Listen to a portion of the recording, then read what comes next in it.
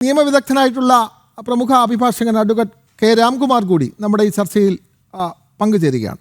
സ്വാഗതം അഡ്വക്കേറ്റ് രാംകുമാർ. ഇവിടെ ഞങ്ങൾ സംസാരിച്ചു കൊണ്ടിരുന്നത് ഈ പ്രത്യേക അന്വേഷണ സംഘം അന്വേഷിച്ചാൽ മാത്രം ഈ കേസിൻ്റെ വ്യാപ്തി അവരുടെ അന്വേഷണത്തിൽ ഒതുങ്ങുന്നതാണ്. പ്രത്യേകിച്ചും സ്വർണം വിദേശത്തേക്ക് കടത്തി എന്നുള്ള കൃത്യമായ നിരീക്ഷണങ്ങളും വാർത്തകളും ഒക്കെ പുറത്തു വരുന്ന സാഹചര്യത്തിൽ CBI പോലുള്ള കേന്ദ്ര ഏജൻസിയുടെ അന്വേഷണം ഏറെ അനിവാര്യമായി വരികയല്ലേ അഡ്വക്കേറ്റ് രാംകുമാർ?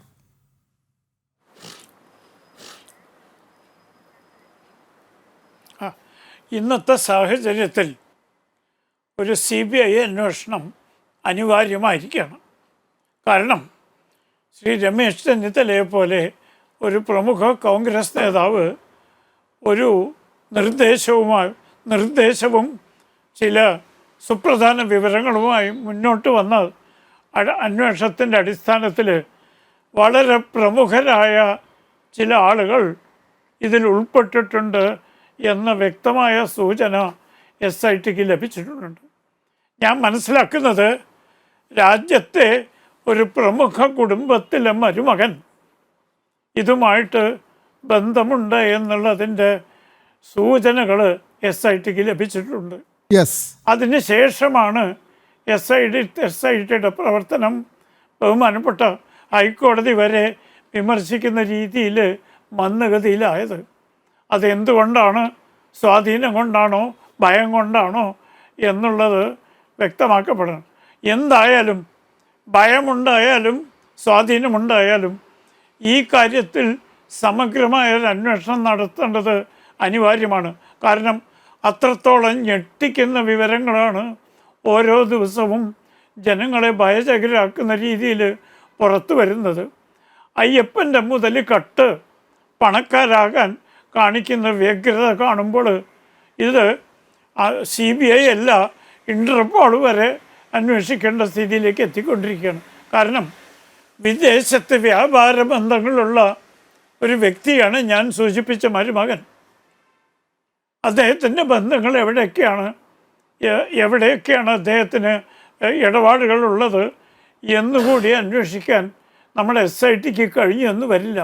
കാരണം അന്തർ സംസ്ഥാന മാനം വിട്ട് അന്തർരാജ്യമാനം ഈ കേസിന് കൈവന്നിരിക്കുകയാണെന്നാണ് ഞാൻ മനസ്സിലാക്കുന്നത്. എൻ്റെ ധാരണ തെറ്റാവട്ടെ എന്ന് ഞാൻ പ്രാർത്ഥിക്കുന്നു. കാരണം ശബരിമല അയ്യപ്പനെ പോലെ ഇത്രയും വിശ്വാസം നേടിയ ഒരു ദേവാലയം ഈ പതനത്തിലേക്ക് എത്തിച്ചതിൻ്റെ ഉത്തരവാദിത്വം ആരാണെങ്കിലും ഏത് കൊലകൊമ്പനാണെങ്കിലും നിയമത്തിന് മുമ്പിൽ കൊണ്ടുവരേണ്ടത് അന്വേഷണ ഏജൻസിയുടെ ഉത്തരവാദിത്വമാണ്.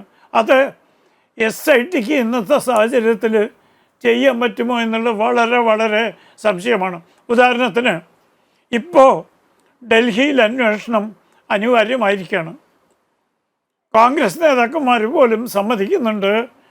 ശ്രീമതി സോണിയാഗാന്ധിയുമായി പോറ്റിയും ശ്രീ അടൂർ പ്രകാശ്, ആൻ്റണി തുടങ്ങിയ MP മാരടങ്ങുന്ന സംഘം കൂടിക്കാഴ്ച നടത്തി. അവർ ഡൽഹിയിലെ കാലാവസ്ഥയല്ലല്ലോ ചർച്ച ചെയ്തിരുന്നത്. അല്ലെങ്കിൽ ബൈബിളിലെ വാക്കുകളല്ലല്ലോ സോണിയാഗാന്ധിയോട് അവർ പറഞ്ഞത്. അവരെന്ത് ചർച്ച ചെയ്തു, എന്ത് കാര്യത്തെപ്പറ്റി സംസാരിച്ചു എന്നറിയേണ്ട ഈ രാജ്യത്തെ ജനങ്ങൾക്ക്. ശ്രീമതി സോണിയാഗാന്ധി വെറും കോൺഗ്രസിൻ്റെ ഒരു പ്രധാന നേതാവ് മാത്രമല്ല, വളരെ പ്രധാനപ്പെട്ട വ്യക്തിയാണ് രാജ്യത്തെ. അവരുടെ പേരിൽ ഒരു സംശയമുണ്ടാകുന്നത് രാജ്യത്തിന് തന്നെ നാണക്കേടാണ്. അതുകൊണ്ട് ആ സംശയം ദൂരീകരിക്കേണ്ടത് കോൺഗ്രസുകളുടെ കൂടെ ആവശ്യമാണ്. കോൺഗ്രസുകൾ എത്ര തരം താണാലും സോണിയാഗാന്ധിയോട് ജനങ്ങൾക്കുള്ള ആദരവ് കുറയില്ല. കാരണം അവർ ഒരു പ്രമുഖ കുടുംബത്തിൻ്റെ മരുമകളാണ്, ഒരു പ്രധാനമന്ത്രിയുടെ ഭാര്യയായിരുന്നു.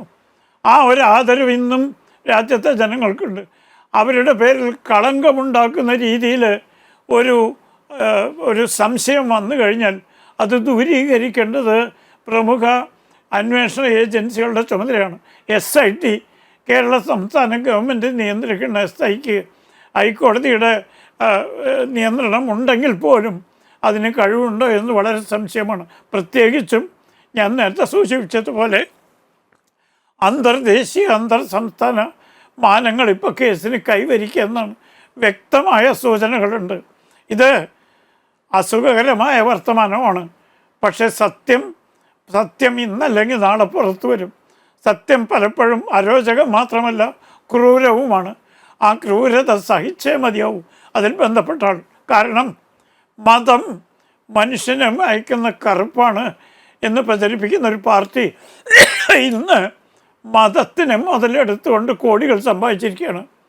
പുരോഗമനക്കാരാണ് എന്നൊക്കെ പറയുന്ന മറ്റ് രാഷ്ട്രീയ കക്ഷികളും വലിയ വ്യത്യാസം കാണുന്നില്ല.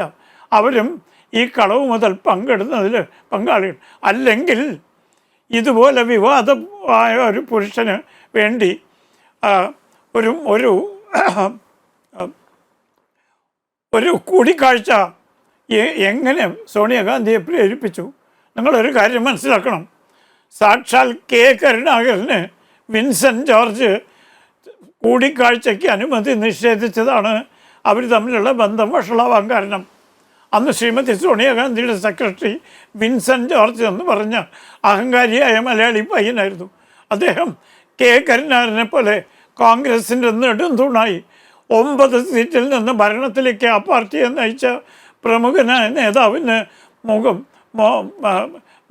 കാണാൻ പറ്റില്ല എന്ന് പറഞ്ഞതിൻ്റെ അടിസ്ഥാനത്തിലാണ് കരുണാകരൻ അവമാനിതനായി തിരിച്ചു പോകുന്നതെന്നാണ് ഞാൻ മനസ്സിലാക്കുന്നത്. എല്ലാ കോൺഗ്രസ് പ്രവർത്തകർക്കും കോൺഗ്രസ് പ്രവർത്തകർ യഥാർത്ഥ കോൺഗ്രസ് പ്രവർത്തകരാണെങ്കിൽ കതറിട്ട് നടന്നുകൊണ്ട് കോൺഗ്രസ് പ്രവർത്തകരാവില്ല. കോൺഗ്രസ് പ്രവർത്തകർക്കും ഈ കാര്യം അറിയാവുന്നതാണ്. അതിനെ തുടർന്നാണ് അദ്ദേഹം DIC ഉണ്ടാക്കുകയും പിന്നീട് തിരിച്ചു വരികയും.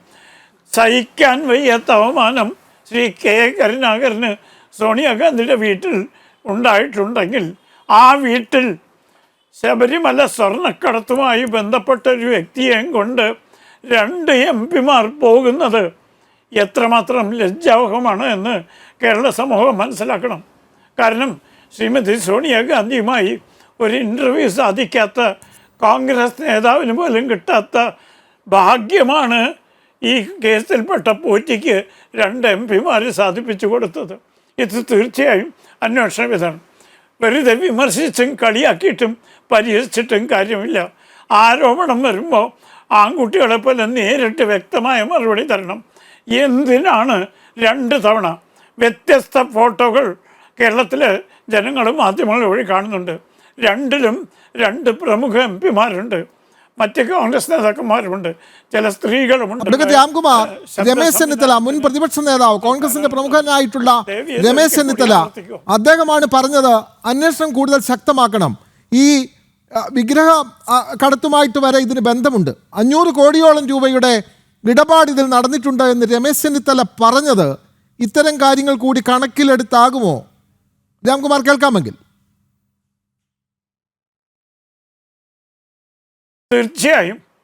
തീർച്ചയായും അങ്ങനെ വിചാരിക്കാൻ കാരണമുണ്ട്. ശ്രീ രമേശ് ചെന്നിത്തലയെ പോലെ പ്രഗത്ഭനായ ഒരു കോൺഗ്രസ് നേതാവ് വിടുവായത്തരം പറയുന്ന സ്വഭാവം അദ്ദേഹത്തിനില്ല. അദ്ദേഹം പറയുന്ന കാര്യങ്ങൾ വ്യക്തമായും ശക്തമായും അവതരിപ്പിക്കാനുള്ള കഴിവും സന്നദ്ധതയും ഉള്ളതായിട്ടാണ് കേരളത്തിലെ രാഷ്ട്രീയ വൃത്തങ്ങൾ കണക്കാക്കുന്നത്. അപ്പം അദ്ദേഹം ഇതുപോലൊരു ആരോപണം ഉന്നയിക്കണമെങ്കിൽ യാതൊരു കഴമ്പുമില്ലാത്ത ആരോപണം ഉന്നയിക്കുന്ന പ്രകൃതക്കാരനല്ല ശ്രീ രമേശ് ചെന്നിത്തല, എൻ്റെ എളിയ അറിവിൽ. അപ്പോൾ അദ്ദേഹം ഇത് ഉന്നയിച്ചത് ഇത് സംബന്ധിച്ച് കൂടുതൽ വിപുലമായ അന്വേഷണം വേണം എന്ന് ബോധ്യപ്പെട്ടതിൻ്റെ അടിസ്ഥാനത്തിലാണ് എന്ന് വിശ്വസിക്കാൻ മതിയായ കാരണങ്ങളുണ്ട്. അദ്ദേഹം ഒരു തൊടുത്തുവിട്ടതാണ്. ആ തൊടുത്തുവിടൽ അന്വേഷണത്തിൻ്റെ ഭാഗമായി ഞാൻ നേരത്തെ പറഞ്ഞ ചില ഉന്നതരിലേക്ക് വിരൽ ചൂണ്ടുന്നതായി SITക്ക് സൂചന ലഭിച്ചിട്ടുണ്ട്. ആ ഉന്നതരെ തൊടാൻ ഒരു പക്ഷേ അവർക്ക് ഭയമുണ്ടാകും. അതിൻ്റെ രാഷ്ട്രീയ പ്രത്യാഘാതങ്ങളും അവർക്ക് ഭയപ്പാടുണ്ടാക്കുന്ന സ്ഥിതിയാവും.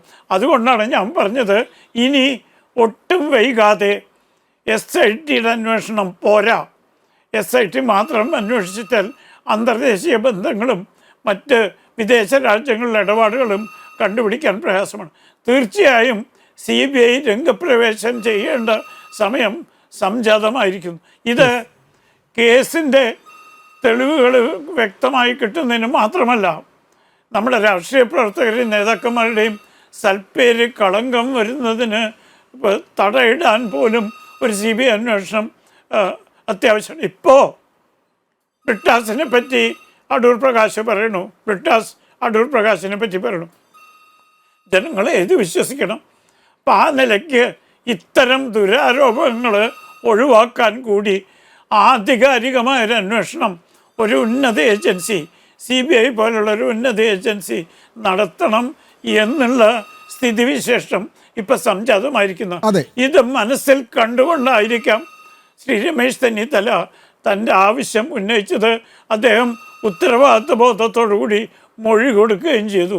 ആ മൊഴിയിൽ നിന്നും മറ്റ് കിട്ടിയ വിവരങ്ങളിൽ നിന്നുമാണ് ഞാൻ പറയുന്ന വ്യക്തിയുടെ ബന്ധം SITക്ക് സൂചന ലഭിച്ചു എന്ന് ഞാൻ മനസ്സിലാക്കുന്നു. അതെ, വ്യക്തമാണ്. രമേശ് ചെന്നിത്തലയുടെ ഒരു പരാതിയുടെ അല്ലെങ്കിൽ അദ്ദേഹത്തിന്റെ മൊഴിയുടെ അടിസ്ഥാനത്തിൽ ഈ അന്വേഷണം മറ്റൊരു ഘട്ടത്തിലേക്ക് കടക്കുകയാണ്.